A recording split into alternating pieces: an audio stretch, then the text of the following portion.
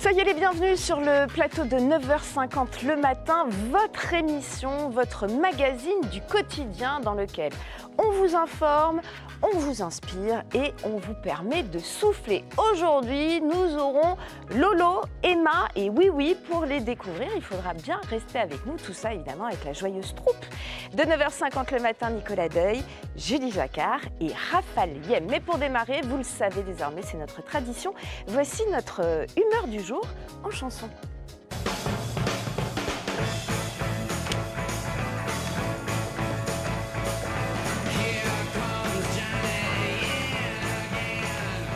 Et notre humeur du jour, c'est donc Iggy Pop avec Lust for Life, son tube de 1977, chanson utilisée dans le film Trainspotting. C'est d'ailleurs la chanson qui a fait connaître celui qu'on surnomme Niguan. Mais savez-vous avec qui il l'a composé, les copains? Ah, non. Avec David Bowie. Bowie. Et ouais, pas mal. Un peu en retard pour l'oreillette. Tu t'es cru dans un quiz. Allez, on y va. Julie, on s'informe sur quoi ce matin? On va parler d'Airbnb qui a un peu du plomb dans l'aile puisque la mairie de Paris a durci les règles et on verra ça avec notre durci les règles.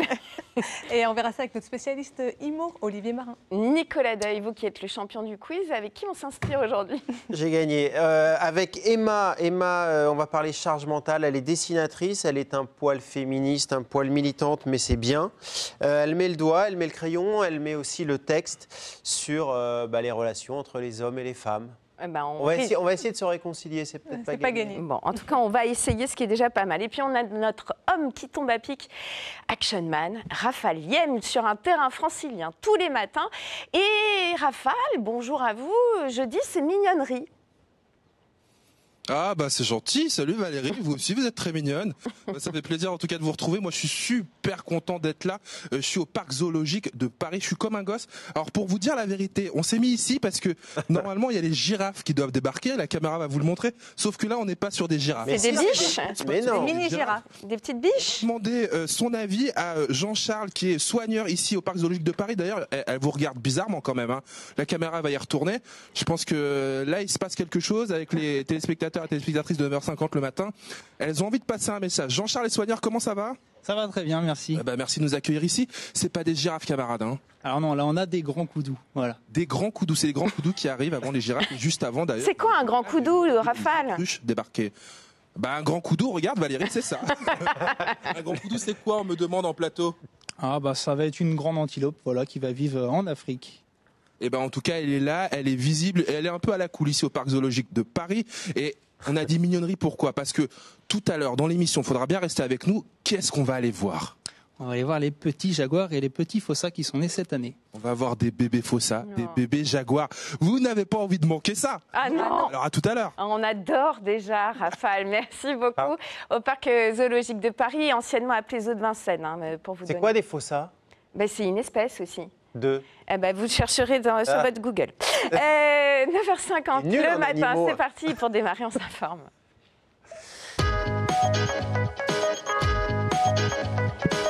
Bienvenue Olivier Marin, on est ravis de vous retrouver. Bonjour. On s'informe avec vous des tendances et nouveautés immobilières. Vous êtes rédacteur en chef de Propriété Le Figaro et auteur du Mémo de l'IMO. C'est très gentil de le rappeler. Vous savez, nous ne sommes que gentillesse, nous ne sommes que faussas. On est amoureux.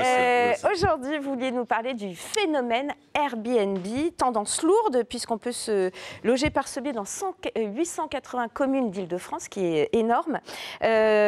Évidemment, il y a des polémiques autour de ça. Il y a eu un gros boom d'Airbnb. Est-ce que c'est la fin de l'Eldorado en ce moment?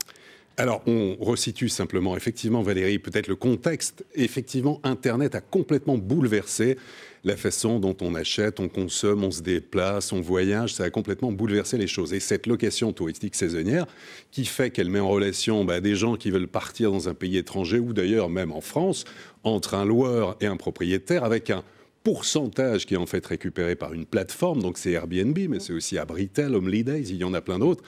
Effectivement, ça a changé la donne, ça existe depuis 10 ans et le phénomène a littéralement explosé. Alors au départ, l'idée de base, elle est bonne, elle est même sympathique à l'origine. Pour le consommateur, on peut voyager pas très cher. Au départ, c'était vraiment un bout de canapé. Et puis voilà, ça s'est développé de plus en plus pour devenir un véritable business. Et effectivement, à Paris, ça commence à prendre une sacrée ampleur. On va voir d'ailleurs... selon la DIL, peut-être une carte, pour se rendre compte, par exemple, qu'en octobre 2016, il y avait d'offres Airbnb et location touristique 56 000 à Paris. Et en mars 2018, c'est-à-dire cette année, on est passé à près de 102 000 offres de location touristique. Et il y a bien sûr des arrondissements particulièrement touchés. C'est le cas du centre de Paris, le 4e, le Marais, tous les arrondissements du centre, mais aussi Montmartre. Et si on voit une carte, en fait, même ne serait-ce que des lits qu'il y a à Paris, on va voir les lits proposés par Airbnb pour 100 habitants par arrondissement, c'est près de 20,6%. On le voit sur le 4e, 16%. Non, mais c'est complètement fou pour se rendre compte, en fait, véritablement. Qui revient en écho avec comment se loger à Paris de votre dernière chronique. On comprend que non, en fait. Et là, on voit d'ailleurs, tout ce qui est mis là. Voilà, on voit en violet toutes ces locations Airbnb. Donc, ça prend une ampleur complètement folle. Et alors, évidemment, pourquoi ? Bien sûr, parce que ça rapporte de l'argent, ça rapporte de plus en plus. Et pour le loueur, donc c'est une affaire d'argent. Maintenant, il y a des multipropriétaires aussi qui achètent énormément et qui vont en faire un véritable business. Et quand on voit, voilà, la rentabilité, c'est pour ça aussi que beaucoup se sont dit, après tout, pourquoi louer de façon classique, ça peut rapporter gros. Regardez, loyer mensuel, un studio, location classique, 777 €, 30 nuits sur Airbnb, 1 935 €. On loue rarement 30 nuits quand même. Là, c'est pour c'est des moyens. On a le droit à 120 jours par an. Ça, c'est le maximum. Après, on passe en fait dans le cadre d'une location professionnelle. On est en dessous de ce nombre de jours-là, on ne déclare pas ? On ne déclare pas, on peut.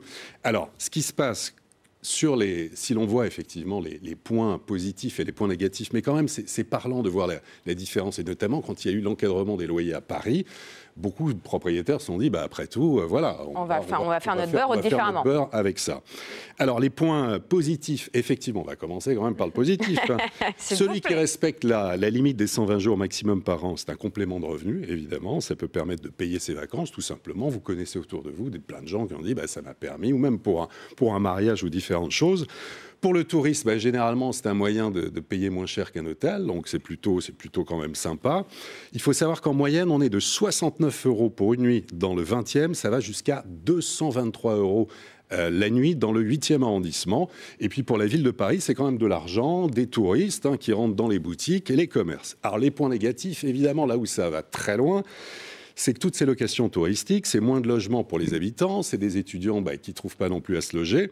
On estime en fait que 20 000 logements sont sortis à Paris du cadre de la location classique. Parce qu'ils sont justement en location Airbnb ou autre. Voilà. C'est la concurrence pour les hôtels. C'est la concurrence pour les hôtels, absolument. Ça fait monter les prix. Avoir un logement à Paris, ça a de la valeur. Je ne sais pas si vous avez vu le buzz, notamment qu'il y a eu sur Figaro Immobilier il y a quelques jours, sur un taudis de 12 mètres carrés qui a été vendu plus de 200 000 € à 17 000 € le mètre carré. Mais parce que ça veut dire que des gens se précipitent pour acheter même un taudis, pour le refaire, pour en faire du Airbnb. C'est un véritable business.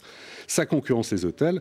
Et puis, les contrôles à Paris, il n'y en a pas beaucoup. Il y a 29 agents assermentés à Paris qui contrôlent un petit peu, qui n'est pas... ça va être compliqué. Qui n'est pas des dérives. Alors, les règles, elles se durcissent.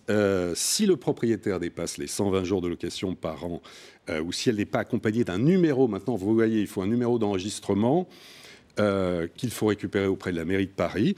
Pour l'instant, donc, Paris le fait, Bordeaux le fait, Lyon le fait. Les plateformes risquent une amende de 10 000 à 50 000 €. Et pour les loueurs, la sanction financière est comprise entre 5 000 et 10 000 €. Et Yann Brossat, qui est l'adjoint d'Anne Hidalgo à la mairie de Paris, lui, veut aller encore plus loin. Il dit, comme ça se fait notamment à Kyoto au Japon, qu'il faudrait aller jusqu'à interdire, mais vraiment interdire dans le centre de Paris, certains... Alors moi j'ai loué Airbnb à Kyoto au Japon, je vous le dis. Oui, donc, mais voilà, mais ils voudraient, en tout cas, ils vont vers ça. Il y a certains quartiers maintenant justement à Kyoto qui vont être interdits. D'accord. Parce qu'il y a une explosion, donc c'était bien autour de c'était bien. Voilà, c'est pas pour ça qu'on logera plus d'étudiants dans le centre de Paris au prix des loyers. Oui. Alors voilà, après c'est ça fait monter les prix. Et puis, alors il y a aussi le phénomène des nuisances. Parfois aussi, c'est le bal des valises dans les immeubles. C'est des gens qui font la fête pendant 2-3 jours, à la limite, qui s'en foutent complètement, parce qu'on ne les reverra plus du tout. Il y a aussi des problèmes dans les copros. Il y a aussi, il faut savoir, voilà, c'est un problème de vie quotidienne qui peut arriver. Il y a du va-et-vient. Il y a du va-et-vient. Après, c'est une histoire de savoir-vivre. Alors, quand on compare, justement, que font les autres? À Londres, 90 jours de location meublée touristique au maximum. Amsterdam, San Francisco, 60 jours maximum. À Barcelone, pas plus de 31 jours avec un document officiel. À Berlin, on n'a plus le droit. Terminé. Ah oui, Berlin, ils ont interdit. Berlin, il faut que le propriétaire soit présent. Autrement, c'est 100 000 € d'amende. Il faut qu'ils dorment avec vous. Quasiment, ouais, qu'ils soient à côté. C'est un plus, quoi. C'est quasiment interdit. Alors, c'est pas vraiment interdit, Berlin. Voilà. Et en tout cas, il faut que le propriétaire soit présent. Et puis, à New York, moins de 30 jours. Terminé. Donc ça veut dire que vraiment en France, on est les plus laxistes, ou en tout cas vraiment on se met des balles dans le pied. Quoi. Finalement, oui. Finalement, à 120 jours, on est les champions là. Ouais. 120 jours, finalement, on est bien. Donc je ne sais pas, vous avez utilisé... non, mais c'est pas ça, c'est quand tu es propriétaire, tu vois toujours l'avantage qui te correspond le mieux. 120 jours, les propriétaires sont contents. Exactement. Moi, ce que je trouve dommage, entre guillemets, et ce qui fait partie des points négatifs, c'est qu'en effet, ça vide Paris aussi de ses habitants et de sa vie. C'est-à-dire qu'il y a des quartiers, en effet, on le sait, et notamment dans le Marais, où ceux qui passent les portes des immeubles, c'est sûr, il n'y a que des touristes, il n'y a plus d'habitants à proprement parler, mais ainsi va le monde. Ainsi va le monde, mais absolument Valérie, mais c'est un vrai sujet de société qui sera un des enjeux, sans doute, des élections municipales en 2020, parce que là, vraiment, enfin voilà, il y a entre le laxisme, entre on en profite et puis une vraie tension sur les prix, indirectement, parce que ça fait monter aussi les prix. Et Airbnb, tellement ça a de la valeur, tellement quand vous achetez un appartement. Je pense qu'on sera amené à en reparler, Olivier, parce que pour le coup, en effet, c'est un vrai dossier latent à Paris, en Ile-de-France. Vous vouliez nous donner quelques rendez-vous de l'immobilier importants? Oui, alors le salon Faire construire sa maison, c'est pour vous, je sais que vous cherchez en ce moment une maison, donc voilà, il faut y aller. Porte de Versailles, absolument, 21 au 23 septembre à Paris, beaucoup d'exposants. Cet après-midi, au tribunal de grande instance de Paris, des ventes aux enchères de petites surfaces, studio 18e, 19e, et puis une conférence ce soir au pavillon de l'Arsenal à 19h sur Réinventer Paris, en fait, qui va être l'occasion de dire où est-ce qu'on en est. Il y a eu le temps du concours des architectes, maintenant c'est peut-être le temps des chantiers. Et justement, pour terminer, je voulais vous proposer une petite visite guidée vers quelque chose qui verra le jour dans quelques années. Là, on est dans Inventer la métropole du Grand Paris. Génial. Et on est donc à quelques kilomètres de Paris. C'est un projet qui a été retenu, qui est lauréat, qui s'appelle Balcon sur Paris, qu'on doit à la compagnie de Felsbourg, à Stéphane Boério et Oxo Architectes notamment. On est sur le site de Marne-Europe Villiers-sur-Marne. C'est un projet de 10 immeubles végétalisés qui seront autour d'un grand jardin entre les pôles d'un nouveau palais des congrès et de la carte du Grand Paris Express, Brivilliers-Champigny, ça c'est la ligne 15 sud. Des immeubles, 17 étages, certains, qui vont s'élever jusqu'à 54 mètres au-dessus du sol. C'est magnifique. 126 000 mètres carrés, un programme mixte avec 670 logements, une résidence étudiante, des bureaux, 2 hôtels, un cinéma multiplex, un palais des congrès de plus de 2000 places.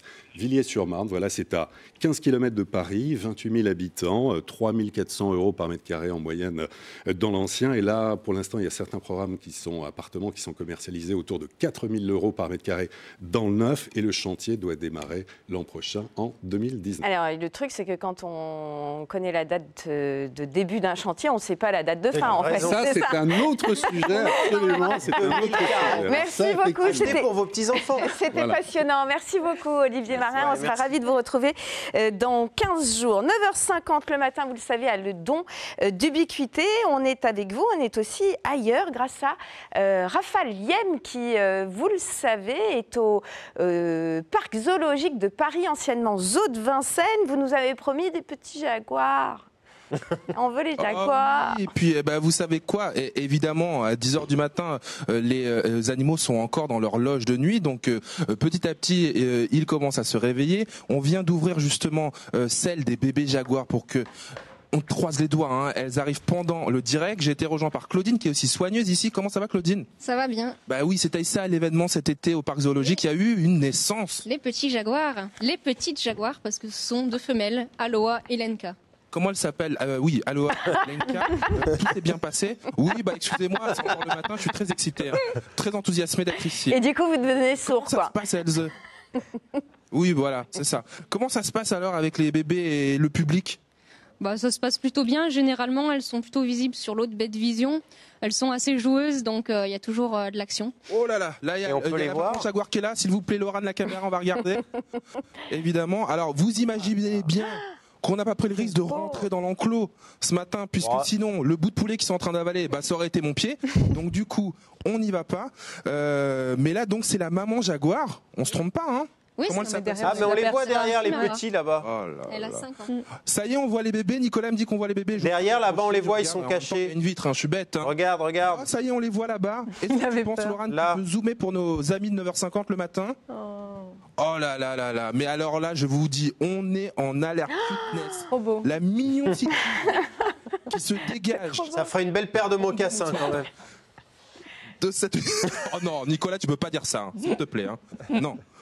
Oh non, non, mais je les vois. Alors, je peux presque me taire et les regarder pendant 3 minutes. Mais je sais pas si vous allez vouloir faire. Alors là, on voit ces bébés jaguars. Et dans quelques instants, Claudine et Jean-Charles aussi nous a rejoints. On ira voir les bébés. Les bébés fossas. Qu'est-ce que c'est les fossas? Alors les fossas, c'est un carnivore endémique de Madagascar qui fait partie de la famille des Eupléridae. Donc ça ressemble à un félin, mais Oh là là, c'est je pas veux un félin. dire, jusque-là, prenez le dictionnaire, j'ai rien compris. Hein. J'ai compris que c'était Madagascar. Sinon, non, on ira les voir tout à l'heure. Et juste pour se faire un petit plaisir, pardon Claudine et Jean-Charles, on y retourne. On regarde. Ah ouais, on a tellement envie d'en Trop profiter. mignon. Alors, Ils ont quel âge? impossible que d'ici la fin de l'émission, Oh là là. j'en reparte avec un sous la veste. Ouais, bah faites attention à la maman parce que je pense que ça sera pas de. Oui. Avec un petit bout de bois là. Non, trop mais mignon. mais Valérie, je chevaucherai la maman pour retourner jusqu'au studio de France 3.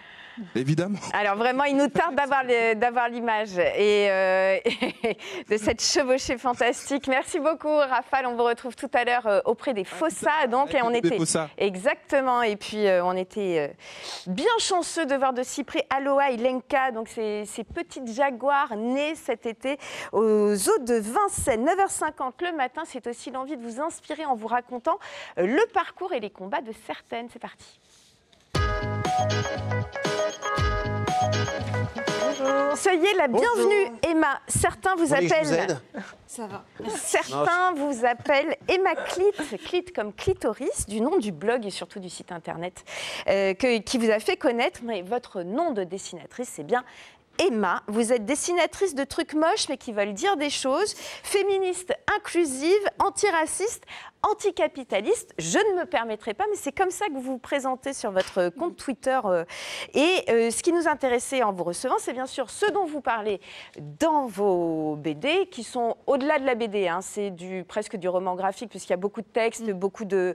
Voilà, le texte a autant d'importance que le dessin, mais c'est aussi de comprendre votre parcours, parce qu'il y a 3 ans, personne ne vous connaissait encore, quoi. Tout à fait. Mes proches, c'est tout. C'est déjà pas mal, c'est souvent déjà très bien. l'essentiel. Vous étiez salarié, ingénieur informatique, Tout à pas fait, très ouais. heureuse dans votre environnement, Pas du tout. jeune maman, très loin d'être une inspiratrice. Les 3 ans qui viennent de s'écouler, vous les vivez comment? Vous les voyez comment? Là, je commence un peu à trouver mes marques, mais une fois que j'ai publié La charge mentale l'année dernière, ça s'est passé de façon hyper brutale et j'étais un peu débordée. Ça a été vite. Pardon? Ça a été vite. Ouais, ça a été très vite, très soudain. J'ai reçu plein de messages. À un moment, j'ai eu l'impression d'avoir une responsabilité d'un coup, de faire plus attention à ce que je disais. Donc, j'ai continué à faire des dessins moches, mais par contre, j'ai plus travaillé le texte. Alors, c'est le militantisme et la curiosité qui vous ont amené à venir jusqu'à nous. Vous étiez dans un collectif, Stop Harcèlement de rue, vous vous informez, vous podcastez, il y a des sujets qui vous interpellent, qui vous intéressent. Vous commencez à les dessiner, à les écrire au fur et à mesure. Et puis, en effet, tout d'un coup, il y a une sorte de tsunami d'intérêt autour d'un chapitre qui est dans le 2e livre que Julie a, qui s'appelle donc Un autre regard, volume 2. Il y avait Un autre regard, volume 1, autour de la charge mentale. À votre avis, pourquoi tout d'un coup l'intérêt s'est fait autour de vous, autour de votre travail, autour du thème aussi? Est-ce que c'est parce qu'on était dans une époque MeToo, affaire Weinstein, où on avait besoin de nouvelles voix féministes?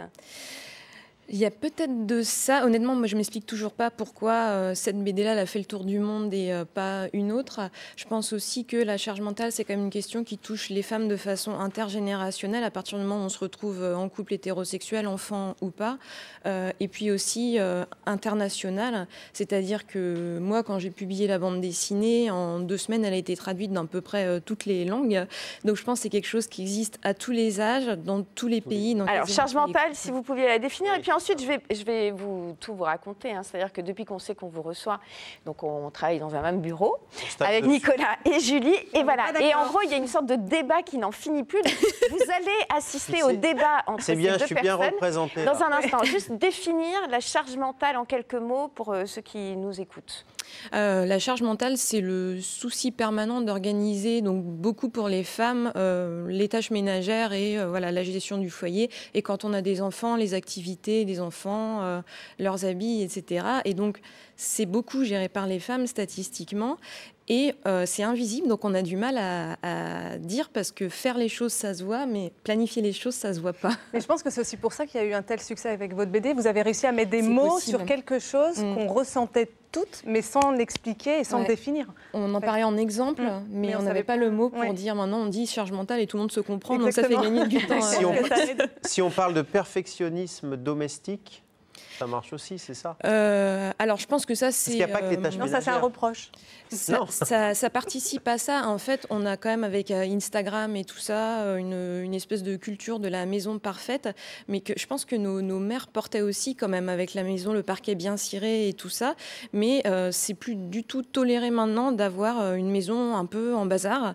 Quand on reçoit du monde, il faut qu'il y ait les assiettes assorties, la belle vaisselle et tout ça. Et c'est vrai que moi, par exemple, chez moi, je me traîne encore ma vaisselle quand j'étais étudiante, j'avais acheté dans un supermarché. J'ai des remarques, quoi. Les gens, normalement, on doit avoir vraiment tous les trucs assortis comme sur les photos qu'on voit sur Internet. Donc ça, c'est beaucoup de pression aussi pour les femmes. Alors, charge mentale, ça vous a inspiré, les copains? Donc allez-y, écharpez-vous. On s'est inspiré de quelques dessins. On voulait réagir sur quelques-uns de vos dessins. Sur le premier, quand je trouve aussi représentatif, donc c'est le début de votre bande dessinée, et c'est sur des femmes qui sont à la caisse et qui ont plein d'idées en tête et qui doivent penser effectivement à plein de choses concernant les enfants. Et on n'est pas d'accord avec Nicolas. Moi, je pense qu'effectivement, aujourd'hui, on est d'accord sur le partage des tâches. Les hommes font plus de choses qu'avant, même s'ils peuvent encore faire mieux. Mais sur l'anticipation et l'organisation, c'est encore une tâche qui revient aux femmes. Toi, tu penses que tu peux... Non, mais comme le disait... comme le disait Emma, moi, ce que j'aimerais savoir, c'est d'où ça vient. Est-ce que c'est dans les gènes? Est-ce que ça vient de l'éducation, de la manière dont on a été élevé? Est-ce qu'on ne se met pas la pression toute seule? Et est-ce que le fait de... Ça serait assez simple de dire je lâche prise, je ne fais plus, et mon mec le fera. Ou m'aidera. Et... Tiens, est-ce que vous ne vous mettez pas la pression un peu toute seule quand même? Je pense que ça dépend des choses. Par exemple, je sais pas, j'ai pas de copines qui font ça, mais repasser les draps, par exemple, c'est pas forcément nécessaire. Si on ne le fait plus, c'est pas grave. Les vaccins, les rendez-vous chez le médecin, à prévoir un mois à l'avance, les rendez-vous à l'école, les vêtements, tout ça, si on fait pas et que l'autre prend pas le relais, il y a des conséquences. Mais là, j'ai fait la rentrée des classes avec les rendez-vous avec les profs. Il y a autant de mecs que de... C'est une chance, mais après, il y a quand même, dans la plupart des écoles, c'est quand même plus les mamans qui y vont. Et puis là, on est quand même encore dans les actes, mais dans la planification. Oui. En fait, c'est la Est-ce qu'on ne sait pas si c'est la maman qui a dit au papa, vas-y, pendant que moi je vais faire les courses et coucher l'autre. C'est-à-dire qu'on n'y pense pas spontanément, c'est ça?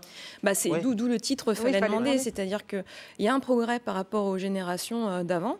Et du coup, on a l'impression d'une égalité parce qu'en fait, on a l'impression d'un progrès par rapport à nos parents. Et c'est vrai, moi, dans mon couple, ça va mieux que dans les modèles qu'on a de nos parents, mais on n'a toujours pas l'égalité parce qu'on reste responsable de l'organisation. Mais est-ce que c'est une position dans laquelle on se met ou on est de fait? Je pense qu'on est très encouragé par notre éducation à rentrer dans ce rôle, par les modèles parentaux qu'on a aussi. Moi, je pense qu'il y a une sorte de poids du patriarcat qui fait qu'on reproduit de moins en moins, mais qu'on reproduit un peu de facto. Oui. De génération en génération, on progresse un peu. Alors, malheureusement, sur la participation des hommes aux tâches ménagères, ça n'a pas bougé depuis 1980. 6 minutes par jour en plus, c'est tout. C'est énorme. On est quand même... Le temps Deuxième d'arroser dessin. une plante verte. Le deuxième dessin que je Ça trouve dépend. assez aussi représentatif, c'est une maman qui va coucher son bébé, qui est un nouveau-né, qui demande à son mari de sortir le Ouais. biberon du lave-vaisselle. Et dans la nuit, elle se lève, elle retrouve bien le biberon, mais que le biberon sorti du lave-vaisselle. Et ma question, c'est pourquoi pas tout le lave-vaisselle n'est Eh ben, je vais vidé. t'expliquer, il y a plusieurs raisons. La première, c'est d'abord, c'est la nuit, donc si tu commences à sortir la vaisselle, Non, c'était tu la vas soirée, réveiller c'était le fin tout du monde. film.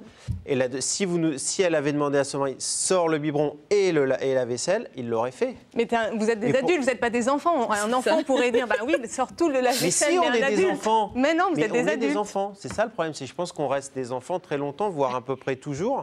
Mais nous, on n'a pas envie d'un enfant supplémentaire. Voilà. On a envie d'un mari. Je Oui, pense mais que, ça, c'est pas possible. Ça n'existe voilà. pas. Bon. Bah, c'est un peu Donc, ce que j'explique du coup dans le 3e livre, c'est que j'ai souvent des amis hommes qui se plaignent du manque de libido de leur compagne. Quand on a un homme qui se comporte en enfant, du coup la sexualité. on va y venir au 3e tome. Ouh là là. Juste la charge mentale, pour conclure, elle a évidemment des conséquences, et des conséquences assez lourdes. En tout cas, on en parle même jusque dans les journaux. Regardez.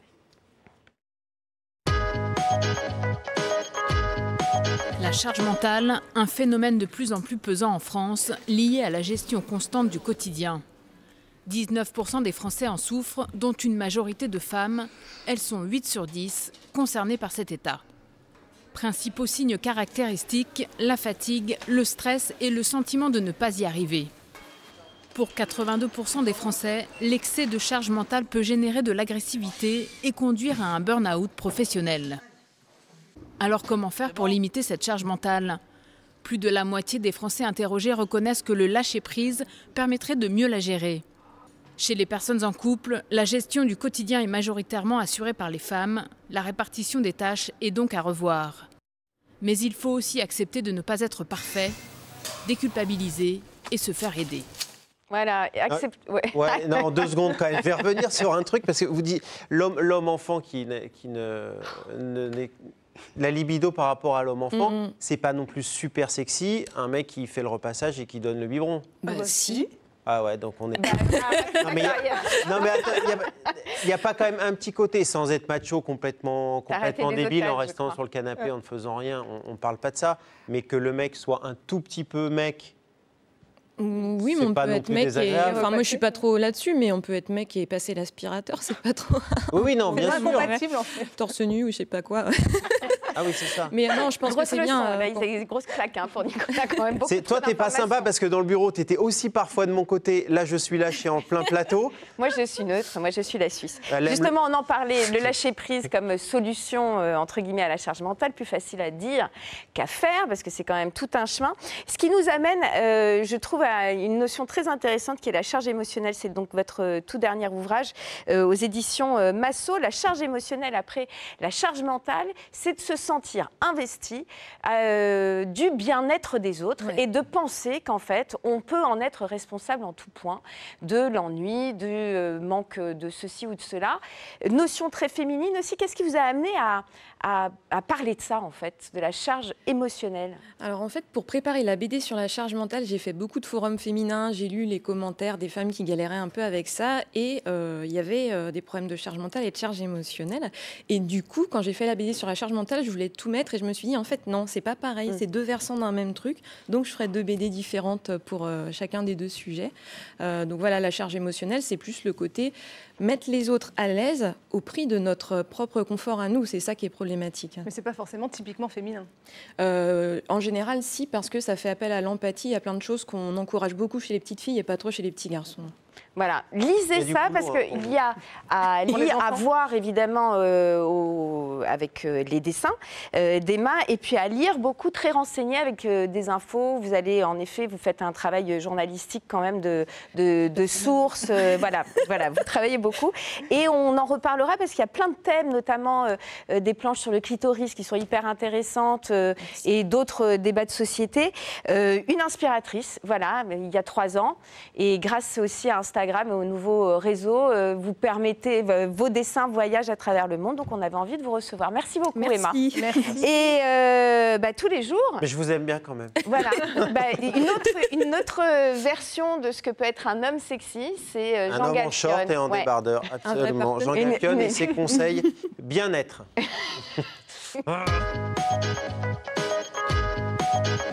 Bonjour à tous. la séance du jour, ça sera du gainage. Alors, je le rappelle, le gainage, extrêmement important pour le dos. Pour protéger le dos, ça peut vraiment vous changer la vie, avoir une bonne posture grâce aux abdos et aux lombaires. Premier mouvement, sur le coude, un pied devant l'autre pour trouver plus de stabilité pour commencer. Et la main au niveau de la tête. Et on ne bouge plus. 30 secondes. Pareil, on essaie de trouver son équilibre. Et surtout, on essaie de se concentrer sur les zones qui travaillent. Et normalement, la zone qui travaille, elle est ici, dessous. Si ça brûle, c'est normal. Deuxième mouvement. On va repartir exactement sur la même position, mais on va un petit peu durcir l'exercice. Jambe par-dessus l'autre. Et on monte. Arrivé de cette position-là, on va monter un genou, redescendre. Dernier exercice, on va se mettre sur les épaules. On pousse sur les talons, on monte, on se maintient sur les épaules. Déjà, avec les mains, on appuie pour sentir un début d'équilibre. Et on sent en effet que le fessier travaille, les lombaires et un peu l'arrière de la cuisse. Et on maintient. Voilà, vous avez fait des exercices de gainage qui sont, je le rappelle, des exercices de protection du dos qui peuvent vraiment vous changer la vie car ils peuvent contribuer à vous enlever complètement le mal de dos. Le close-up sur les mollets de Jean Galfione était quand même royal au bar. Dans un instant, on va souffler en recevant notre troisième invité. Il s'agit de William Robert. Il est l'un de nos plus grands talents du VTT Freeride. Autrement dit, avec son vélo, il va partout, à tous les angles, dans les circonstances les plus extrêmes, naturelles. On va vous le faire découvrir dans un instant. C'est absolument impressionnant. Mais là, tout de suite, on m'a promis des fossas. Et autant vous dire, ah, c'est trop mignon. C'est donc ça, un fossat, Rafale. C'est ça que je savais pas. Valérie, tu m'entends? Oui, très bien. Le plateau aussi, les copains de 9h50 le matin aussi. On voit les bébés fossats. Je suis très content que vous puissiez les voir, tout simplement parce que c'est une espèce qui traîne pas. Hein. C'est-à-dire qu'elle est arboricole, elle saute d'arbre en arbre. D'ailleurs, vous allez pouvoir le découvrir. Vous le voyez encore. Regarde. Arrêtez de nous regarder moi, hein, parce que ça suffit. On veut voir les bébés fossats. Hein. La caméra se met justement, évidemment, devant l'enclos et on peut les admirer, ces bébés fossats. Combien sont nés au parc zoologique de Paris? Alors on a eu 3 naissances, voilà. On a eu 2 petits mâles et une petite femelle. Oh là là, tu te rappelles les prénoms? Je suis avec Jean-Charles qui est l'un des soigneurs, évidemment, vous l'avez vu tout à l'heure. Ouais, donc on a Tello et Mahani les mâles et Sakani la femelle. Non mais là, on est vraiment assez chanceux là. Excuse-moi de dire ça, c'est-à-dire que je suis passé plusieurs fois au parc, je les ai jamais vus. Et là, on les a juste pour nous et pour toutes celles et tous ceux qui regardent les... Et ils vont être là combien de temps aux Zoo de Vincennes, Rafale? Ils sont destinés à repartir en fait? Valérie me demande si les bébés fossats vont rester là toute l'année au parc ou est-ce qu'elles vont aller ailleurs? Ouais, là on va les avoir à peu près 1 an et demi, et puis arriver à la maturité sexuelle, ce sont des animaux qui partiront dans d'autres parcs zoologiques pour continuer à gérer la reproduction de cette espèce. Alors c'est complètement dingue parce que ça a la tête d'un félin, mais c'est pas un félin. Hein. C'est le plus gros carnivore de Madagascar, mais c'est pas un félin. Non, voilà, ça va être une famille à part, voilà, qu'on appelle Eupléridés. Donc il va ressembler pas mal au félin, mais ce n'est pas un félin. C'est complètement dingue. Je lisais un truc un peu rigolo en plus. Saviez-vous aussi que sa queue lui sert de balancier, évidemment, que sa glande odorante en forme de sac est autour de l'anus. Ah oui. Et puis son clitoris long et épineux semblable au pénis du mâle se réduit lorsque la femelle grandit, mais chez les jeunes, la confusion entre les deux sexes est possible, comme chez Nicolas Deuil, évidemment. Alors, il y a une naissance sur le parc zoologique? Pardon Nicolas. Non, c'est bon. Il y a d'autres naissances sur le parc zoologique? On va avoir des naissances toute l'année automatiquement, donc du poisson, du reptile, des oiseaux également, des petits mammifères, des grands mammifères. Donc voilà, toute l'année on peut observer différentes naissances, étant donné que chaque espèce va avoir sa période de mise bas qui va permettre d'observer tout au long de l'année des petits. C'est quand même assez impressionnant. On les voit faire n'importe quoi. Hein. On voit bien que c'est des bébés. Hein. C'est-à-dire que elle se casse un peu la figure. Elle monte sur sa maman. On disait, il n'y a pas de papa ici parce que ça supporte mal la vie en couple, hein, tout simplement. Contrairement au jaguar qu'on a vu tout à l'heure, où il y a aussi le papa en cage. Hein. Ouais, voilà, on va voir les mâles qui vont être mis de, on va dire, un petit peu plus à l'écart, à savoir que chez les fossas, voilà, ce sont des animaux solitaires, principalement comme les jaguars aussi, mais des conflits très importants vont être entre les deux fossas, ce qui permet juste de les mettre ensemble pendant les chaleurs de la femelle, tout simplement pour la reproduction. Oh, c'est magnifique. On va se retrouver tout à l'heure, peut-être avec les girafes parce qu'on les a ratés ce matin. Je veux prendre ma revanche sur les girafes. On va aller les voir d'ici de la fin de l'émission. Et vous, vraiment, venez. Hein. Le parc ouvre à quelle heure là, les copains? À 10h, à 9h30. Bah venez, rejoignez-moi. On est là, ici. On va voir les bébés ensemble. Ouais, c'est vraiment extraordinaire. Vous nous offrez une belle bouffée d'air et puis de voir ces petits là, on adore Raphaël. On va se permettre de souffler maintenant. Oui, bon ben voilà, on est jeudi, des fois je dis n'importe quoi, mais c'est pas grave, on souffle maintenant avec William Robert. Tais-toi.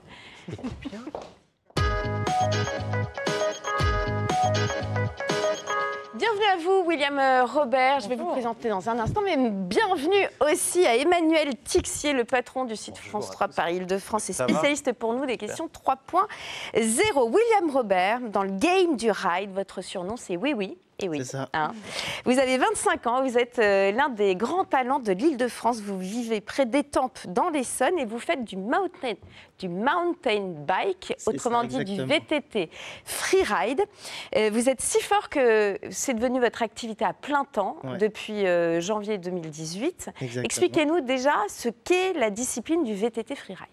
Bah, en gros, la discipline freeride, c'est un petit peu comme le ski freeride. C'est vraiment de rouler un petit peu libre et en fait moi... Hors des sentiers battus en fait. Voilà, c'est ça. Et moi, ma discipline, ça consiste à faire un peu comme du freestyle mais avec un gros vélo en fait. Et parce qu'il y a différentes disciplines, il y a le slopestyle qui se fait avec un vélo plus petit et pour faire des figures. Du coup, moi, c'est la même chose mais avec un gros vélo en fait. C'est un peu ça quoi. Alors, justement, votre défi, j'ai oublié de le préciser, ça sera de nous expliquer votre discipline sans tous les barbarismes, là, tous ces mots complètement étranges pour celui qui n'est pas dans votre discipline.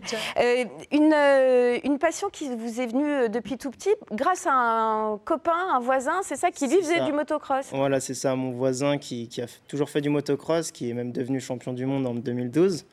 Et donc nous on faisait du vélo ensemble en fait le soir après l'école et moi c'est resté comme ça. Un coup de bol qu'il fasse pas de natation synchronisée. Je sais pas si j'aurais suivi. Ah on sait jamais. Hein. Peut-être, je sais pas. Mais au point de faire voilà vous-même vos petits monticules, de vous fabriquer des obstacles entre guillemets. C'est ça. En fait c'est un peu ça le freeride, c'est de construire soi-même ses pistes en fait. Voilà, c'est pas du bike park en montagne. C'est vraiment de fabriquer ses propres lignes pour faire du vélo. Et aujourd'hui, on peut dire que vous êtes plutôt doué.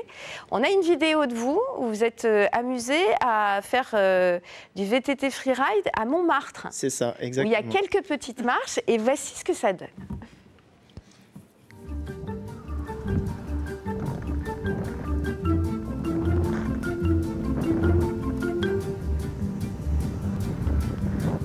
Quand on partait de bon matin, quand on partait sur les chemins, à bicyclette, nous étions quelques bons copains. Il y avait Fernand, il y avait Firmin, il y avait Francis et Sébastien, et puis Paulette. On était tous amoureux d'elle, on se sentait pousser les ailes, à bicyclette. Alors vous disiez que vous ne faisiez pas de figure, mais quand même on ne vous voit pas que les deux roues sur les marches. Ça c'est impressionnant hein, quand même. En fait ça vous amuse, c'est un défi, c'est de l'ordre sportif. Qu'est-ce qu'il y a dans cette discipline qui vous fait vibrer à ce point? Je pense que c'est l'adrénaline et puis moi ce que j'aime vraiment c'est justement prendre les sauts en vélo et passer du temps en fait dans les airs avec le vélo ou bien la tête en bas ou quoi que ce soit. Et je pense que c'est ça que j'aime vraiment dans ma discipline. On n'est pas sur un petit vélib. Hein. Ah mais vous vous mettez en danger quand même. Ouais, énormément. Je pense que c'est un peu le risque aussi du sport, quoi. C'est aussi ce qu'on aime, c'est le danger. Et c'est ça qui repousse en fait à chaque fois nos limites, quoi. Sur la vidéo, là, il y a eu évidemment repérage. Ouais. Parce qu'il y a sur les escaliers, il ne faut pas qu'il grimpe. Des autorisations avec la police, ça s'est passé comment? Parce que normalement, c'est plutôt interdit. Hein. C'est ça, c'est ce qu'on voit pas, c'est qu'il y a plusieurs personnes aussi qui sont là justement pour sécuriser les lieux, et notamment les policiers à qui je passe juste à côté ont été là aussi inclus dans la vidéo. Ils sont restés là avec nous toute la journée justement pour pouvoir filmer. Là, il y a une caméra embarquée, soit sur le vélo ou sur le casque? Oui. C'est ça? Oui. Qu'est-ce que ça a changé pour vous, le fait que tout le monde ait une petite caméra embarquée maintenant, qu'on puisse s'en servir? Il y a eu les drones, il y a eu plein de choses. Vous devenez en fait, votre média tout seul, à part entière? C'est ça. Vous filmez, vous montez et vous postez vos vidéos? C'est ça. En fait, c'est des angles de vue différents pour les gens qui nous suivent ou même les gens extérieurs qui ne connaissent pas vraiment la discipline et qui peuvent se rendre compte en fait... de la folie, parce que là on voit faire un salto en montagne. Je le disais depuis 2018, depuis cette année, donc vous pouvez en vivre, c'est-à-dire que en tout cas vous avez des sponsors qui vous permettent de ne faire que ça. Vous êtes l'un des rares. Ça veut dire quoi? Ça veut dire justement multiplier ce nombre de vidéos, les faire de plus en plus folles, prendre de plus en plus de risques. Qu'est-ce que ça implique pour vous? Je pense que c'est déjà trouver des vidéos originales par rapport à tout ce qu'il y a, parce que maintenant avec les réseaux sociaux, c'est tellement compliqué. De se démarquer, Voilà, de se démarquer, en fait. Ce qui marche énormément, c'est les vidéos virales. Donc, quand on fait une vidéo qui coûte énormément de budget, c'est pas forcément elle qui va marcher le mieux. Mais pour les sponsors, c'est ce qu'il y a de mieux, quoi. Et puis, c'est différent, en fait, pour les gens, je pense. C'est-à-dire que ces vidéos-là font partie maintenant de votre métier. En fait. Voilà, c'est ça. Moi, c'est vraiment la base de ma discipline, c'est vraiment de faire de la vidéo en fait. Alors, pas de présence aux Jeux Olympiques, pas de championnat du monde. Le grand temps fort du VTT Freeride, c'est le Rampage dans l'Utah. 21 athlètes seulement peuvent y participer. Après, c'est un système de passes et de wildcard. Aujourd'hui, vous êtes deuxième, c'est ça, sur la liste d'attente. Ouais. Racontez-nous ce qu'est cette épreuve-là, parce qu'elle est particulièrement magique et en tout cas forte en images. Avant tout, c'est déjà la plus grande compétition dans le freeride. C'est l'une des seules, parce que nous, en tant que freerider, on n'a pas énormément de compétitions.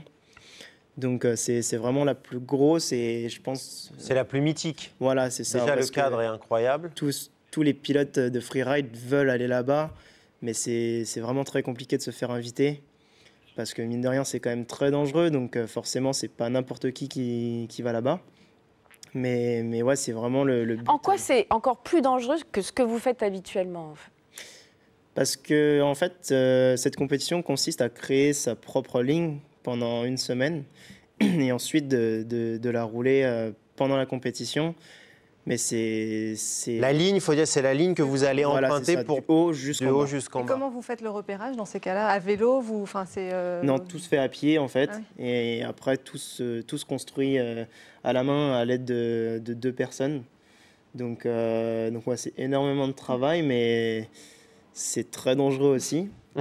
Mais ouais, et vous avez un sourire quand vous dites ça, ça fait partie du plaisir en fait, votre mise en danger. Je pense que c'est un peu ça, ouais. Et puis...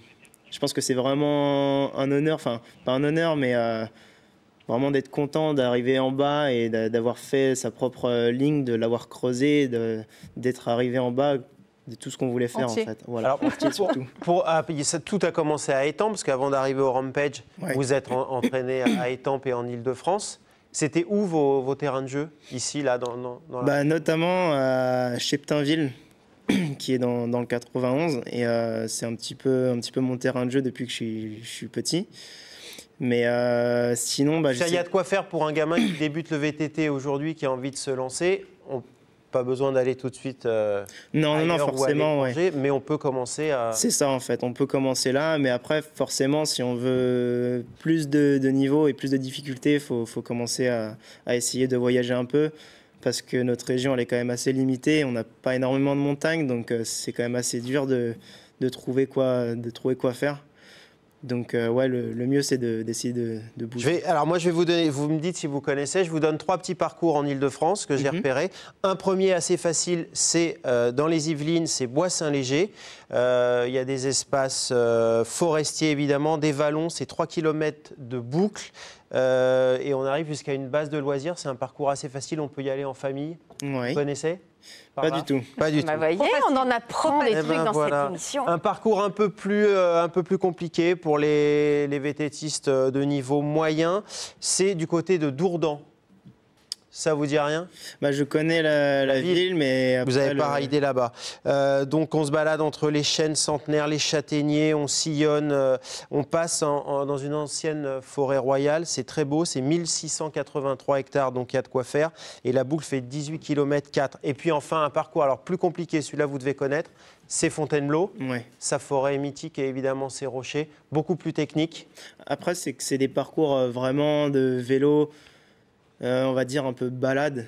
Ouais, mais alors Fontainebleau, il y a quand même des descentes un peu cassantes, un peu plus techniques. Il y a des virages, non? Je vais là-bas de temps en temps, ouais, pour faire un peu de vélo, mais. Et puis sinon, si vous voulez, il y a un petit parcours VTT en Île-de-France. C'est un petit bouquin qui coûte 19 €. Ça vaut le coup et vous saurez tout là-dessus. Il y a plein de trucs à faire. Ah bah, Je très bien, pas du tout. merci Ouais, pour c'est ces bons vachement plans. On va prendre rendez-vous pour ce week-end. Vous le disiez, les vidéos se multiplient désormais sur Internet, sur les réseaux sociaux. C'est vraiment difficile. Justement, Manu Tixier, vous avez eu envie de vous plonger dans ce qu'on pouvait trouver, mais spécial Paris et Île-de-France. Spécial Paris, Île-de-France, hein, les premières vidéos les plus folles. En fait. Les vidéos les plus folles, elles ne remontent pas à William Robert, même si elles sont exceptionnelles. Hein.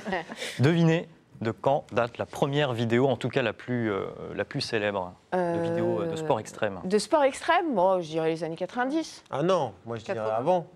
1900. La vidéo non, mais à partir du moment où on a essayé de voler. Alors quand je dis vidéo, non, oui, non si, c'est ça. Non, c'est pas mal. Là. C'est pas mal. On s'en approche. Non, c'est 1900. Allez, je vous donne la réponse. C'est 1912. On va dire que c'est du base jump avant l'heure. C'est pas une image qui est très amusante, à vrai dire. Depuis le premier étage de la Tour Eiffel, ça s'est mal terminé pour Franz Reichelt, qui a sauté avec un costume parachute fait main. Et il est mort. C'est le fait main. Oh Ouais. là Il est là. mort après avoir fait une chute de près de 60 mètres devant une foule de curieux. Voilà, donc ça c'était pour plomber l'ambiance. Hein, Et les prémices du cette- wingsuit. Bah, super, voilà, une belle exactement. entame. Voilà, donc on va passer des images un peu plus amusantes maintenant. Ouais, s'il vous plaît, oui. Voilà, dans le quartier d'affaires de la Défense, avec des base jumpers qui en ont fait leur véritable terrain de jeu, des images assez époustouflantes. On voit ici un athlète qui saute du haut de la tour Défense 2000. On est à 134 mètres de haut. C'est un immeuble d'habitation. Alors, c'est pas tout à fait autorisé, c'est pas non plus interdit de faire ça. En fait, il n'y a pas vraiment de réglementation, il y a un peu un vide juridique. Et là, ce sont des base jumpers qui sont visiblement très aguerris, mais qui prennent la fuite. Hein. En tout cas, de la Tour Eiffel, c'est interdit. Ah, de la Tour Eiffel, c'est interdit. Ouais. Formellement interdit. Ouais, c'est formellement interdit. Ceux qui le font, en général, viennent, rentrent, dorment là-bas, se cachent la nuit et sautent au petit matin. Exactement. Mais à pas faire. On sent le vécu. À pas faire. Ouais. Exactement. On sent le vécu, c'est des idées de défi, non? Le base jump ou... Non, ça c'est quelque chose que je suis pas spécialement fan. Enfin, c'est encore une autre adrénaline pour moi, je pense. Ouais, mais je te trouve pas tellement casse-cou. Quand même un peu. Bon, et là, vous nous immergez à présent. Ouais, je vous immerge avec des images tournées à l'Aqua Boulevard de Paris. Bon, c'est ouais, plus comme simple. ça fait pas rêver. Non, Ouais, ça comme fait ça pas rêver, fait pas rêver, ça mais fait en des fait- belles images en fait. C'est assez sympa à regarder quand on voit ça. C'est tourné avec, c'est très esthétique, ouais. C'est tourné avec une petite caméra à la main. On va pas citer la marque. Ouais. Et voilà, donc c'est très beau. C'est très sympa avec En fait, des bulles là. bah oui, ils sont dans les gros tunnels. Ouais, exactement, le gros tunnel. Et ça fait quand même 30 000 vues sur YouTube. Hein. Ah oui, C'est pas mal, donc quand même, hein. c'est Ouais. beaucoup. Il y a ouais, quand même des gens puisque- qui regardent, enfin dont moi d'ailleurs. Ah mais pour nous. Seulement pour nous. Et puis, Exactement. dernière Et je vidéo. voulais terminer avec une vidéo qui a vraiment cartonné, qui a fait 65 millions de vues sur le réseau social YouTube. C'est énorme. Et elle est très très belle. Il s'agit d'adeptes du parcours, cette discipline donc, qui consiste à évoluer en ville, quels que soient les obstacles. En mode Yamakouzi, quoi. Exactement, Yamakasi. Yamakasi, ouais. Ils ont rejoué les scènes du célèbre jeu vidéo Assassin's Creed. Une folle course en ville sur les toits de la capitale. Ça ressemble plus à votre discipline, en fait, William Robert. Sauf qu'il n'y a pas de vélo, mais en gros, c'est ça. C'est un C'est petit utiliser peu ça, l'environnement ouais. naturel. C'est un peu comme du freeride, c'est naturel, c'est ça. C'est impressionnant ça. Sauf que vous ne vous baladez pas costumé, et de ça, on peut vous Non. remercier également. Ouais, voilà, en tout cas, c'est très beau. Ça se passe de commentaires, moi. je trouve. Ah bah super. Merci beaucoup, Emmanuel. Merci à vous. On pourrait regarder des heures. Ouais, Ah ouais, ou clairement, presque. ça se William Robert, évidemment, on vous souhaite de participer au Rampage, Merci dont on a beaucoup. appris l'existence ce matin, mais c'est très intéressant. Concrètement, est-ce que c'est une discipline qui pourrait avoir une présence, justement, à des Jeux Olympiques? Est-ce que c'est quelque chose qu'il faut souhaiter ou c'est l'inverse de la culture du VTT freeride? Moi, personnellement, je pense pas, parce que ça reste quand même vraiment dans un esprit libre. Donc, c'est une compétition, mais c'est pas non plus axé compétition comme les Jeux Olympiques. Donc je pense qu'il faut que ça reste à part. Et comment on vous juge justement pour le Rampage? C'est l'esthétique, c'est la bonne ligne? C'est un peu ça. Il y a six juges et qui jugent en fait sur l'engagement de la ligne, la complicité. Et, le risque, l'esthétique. Voilà, c'est ça, ouais. Bon, écoutez, on vous suivra de loin, mais on vous souhaite vraiment bonne chance. Avant de se quitter, bien sûr, dans 9h50, on va partir saluer notre tigrou à nous, c'est Rafalito. Les rhinocéros. Raphaël, qui était aujourd'hui donc au parc zoologique de Paris, ex-zoo de Vincennes. Vous nous avez fait rencontrer les petits fossas, les petits jaguars. Est-ce qu'on a les girafes? Mais oui, on a les girafes. Ça y est, on est avec les girafes. Tout à l'heure, on disait en plateau qu'on ne peut pas faire de base jump depuis la Tour Eiffel. On n'en fait pas non plus depuis le coup des girafes. Vous ne le faites pas, c'est interdit. Par contre, on peut faire d'autres choses avec les girafes. Je rejoins mes soigneurs Claudine et Jean-Charles. Il y a des petits déjeuners girafes. Oui, exactement. Voilà, de temps en temps, 2-3 fois par semaine, on va pouvoir avoir la possibilité d'avoir une occasion de prendre un petit déjeuner avec les girafes. Presque avec les girafes. Elles ne mangent pas avec nous. Mais par contre, on peut aussi leur donner à manger. Voilà, tout à fait. On va descendre dans les coulisses. Voilà, on va pouvoir leur donner 2-3 branches de céleri, voilà, pour avoir un contact plus simple. Rafale, on peut revoir les girafes? C'est ça qui existe. Oui, on va regarder les girafes. Pardon, Nicolas demande à ce qu'on va. Bah ouais, c'est beau. Il y a les petits déjeuners girafes, mais il y a d'autres ateliers encore à faire. Alors, sur notre secteur, on a les apprentis soigneurs lémuriens.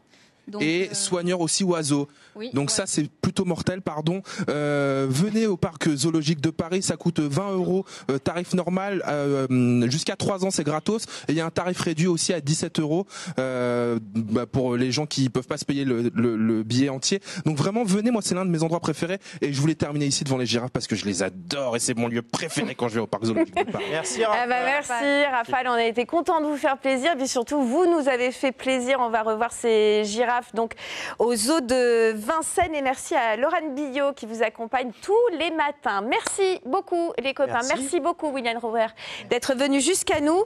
On va se retrouver bien sûr lundi en direct, et demain c'est Best of, le tout meilleur de la semaine, ça a été génial.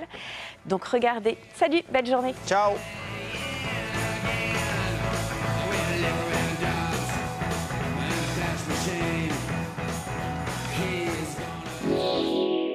Votre programme avec Rénoval.